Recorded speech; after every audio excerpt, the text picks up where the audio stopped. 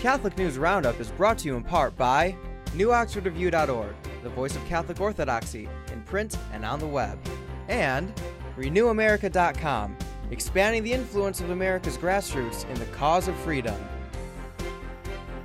CatholicUnderground.com, the podcast about our Catholic faith and new media.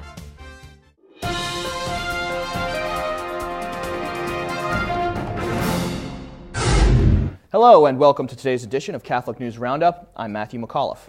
Osama's death causes Pakistani lockdown. Pakistan's Christian churches and schools have been closed in expectation of violent retaliation following Osama bin Laden's assassination by American forces. Catholic News Service reports Paul Badi, a Pakistani government advisor, says the situation is very tense and the government is giving maximum attention to prevention measures. Meanwhile, the director of the Pontifical Mission Societies in Pakistan said after meeting with government officials yesterday, quote, "The Christians of Pakistan are innocent victims in this and other situations. Any pretext is used to threaten them or to launch an attack. Radical Islamic groups regularly run rampant in Pakistan, and additional police personnel have been stationed in areas populated by Christians." In other news, bin Laden's death provokes comment. While millions around the world are rejoicing at the death of Osama bin Laden, the church officials say the event calls for personal reflection. Vatican spokesman Father Federico Lombardi identified bin Laden as evil for spreading division and hatred among populations and causing the deaths of innumerable people. However, Lombardi went on to say, quote, "In the face of a man's death, a Christian never rejoices, but reflects on the serious responsibilities of each person before God and before men." Vatican negotiates religious freedom. The Holy See has signed an agreement with the government of Azerbaijan that will allow the practice of the Catholic faith. The country, which is 99% Muslim, required religious communities to register with the government in order to be considered legal, escalating concerns of Catholic persecution. The government has also tried to deport the priests in charge of the country's Catholic communities for, quote, "engaging in the spread of illegal religious propaganda." The agreement allows the Church to operate as a public institution, recognizing its freedom to communicate with the Holy See and to elect an ordinary to oversee its development. Stay with us. We'll be back in just a few seconds. Catholic News Roundup is brought to you in part by PewSitter.com, your online Catholic newspaper for the third millennium, CatholicMediaCoalition.org, in line with the Church, online with the world.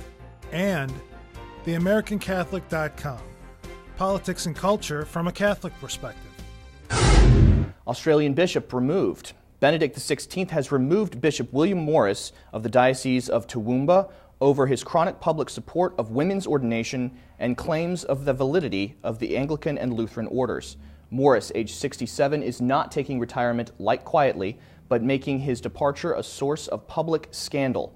In a move that shocked laity and clergy alike, Morris had a letter read out loud at masses across the diocese before his departure, saying that his retirement does not mean that he is breaking communion with the Church, despite his open rebellion against Catholic teaching.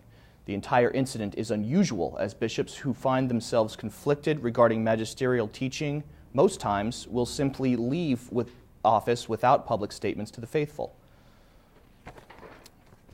And lastly, Palin snubs White House dinner. Sarah Palin played hooky from the political scene on Saturday, avoiding the White House Correspondents' Dinner to attend a pro-life fundraiser. Palin spoke to an audience of over 200 at the event, encouraging her listeners to continue fighting for positive pro-life messages in the media. During the event, she praised heroic media's efforts by erecting billboard advertising that tells the public about the realities of abortion. Palin also presented Lila Rose of Live Action Films with an award for her sting operations against Planned Parenthood. Palin called the White House Correspondents' Dinner a nerd prom, saying it didn't have much appeal except for the presidential hopefuls who attended.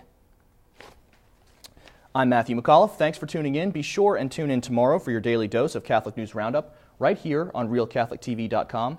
And be sure to check out The Vortex today, where Michael will discuss the feminization of the Catholic Church. Thanks for tuning in. Be sure and tell all your friends about us, and as always, God bless.